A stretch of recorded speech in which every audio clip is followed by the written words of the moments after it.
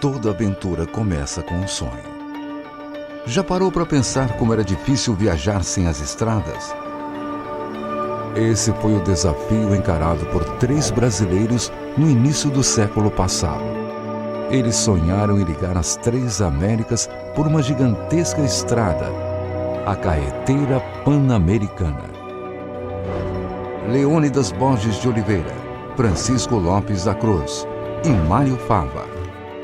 A expedição embarcaria numa enorme aventura, uma viagem de carro a partir do Rio de Janeiro em direção a Nova York.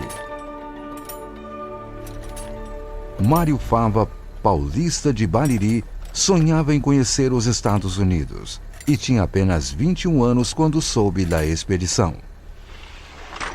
O mecânico original havia desistido e ele não pensou 2 vezes antes de se oferecer. Nada mais seria como antes. Mário seria o responsável por cuidar dos 2 veículos da expedição: o carro Ford T, apelidado de Brasil, e a caminhonete de apoio também da marca Ford, chamada de São Paulo. Equipado com um motor de 4 cilindros com 20 cavalos de força, o Ford T tinha 2 marchas para frente e uma ré. Atingia até 75 km por hora. O modelo revolucionou a indústria da época. A aventura começou no dia 16 de abril de 1928. A expedição partiu do Rio de Janeiro rumo a Petrópolis para serem recebidos pelo presidente Washington Luiz. Já no trajeto, passando pelo Pantanal, uma onça ataca Mário Fava. Foi salvo por seu companheiro Francisco e pelos índios que viviam no local. As dificuldades continuaram. Na travessia da Cordilheira dos Andes, ficaram sem combustível. Mário criou uma mistura de querosene e chicha, uma bebida alcoólica indígena. E para lubrificar o motor, o mecânico usou gordura de porco e de lhamas. Também o frio rigoroso exigiu criatividade do mecânico de Bariri. Para não congelar a água, ele esvaziava os radiadores à noite e os abasteciam novamente pela manhã. No Peru, a caminhonete São Paulo atravessava um penhasco quando deslizou e caiu. O mecânico ficou entre a vida e a morte. Foram muitos desafios. Boa parte do caminho foi aberta com pás e dinamite.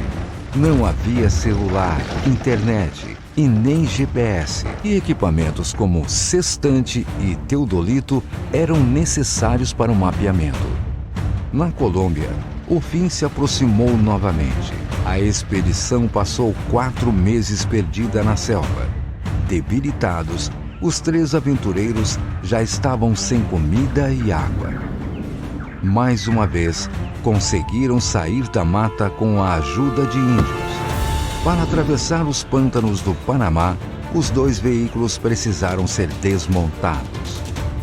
E assim seguiram viagem passando por 15 países, homenageados por onde passavam.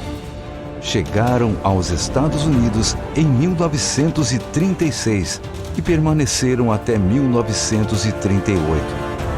E foram reconhecidos pela ousadia. Ao chegar em Detroit, Henry Ford, pioneiro da indústria automobilística e proprietário da fábrica que produziu os veículos usados na viagem, ofereceu um cheque em branco pelos 2 carros, mas o trio não aceitou.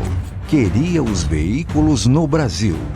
Em Washington, os aventureiros foram recepcionados na Casa Branca pelo presidente Franklin Roosevelt como heróis do desenvolvimento. Ao voltar depois de 10 anos de viagem, foram recebidos pelo novo presidente Getúlio Vargas.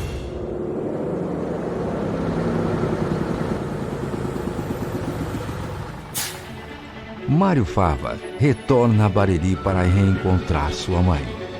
Ela, após tantos anos sem contato algum, perguntou por que ele demorou tanto a voltar para casa.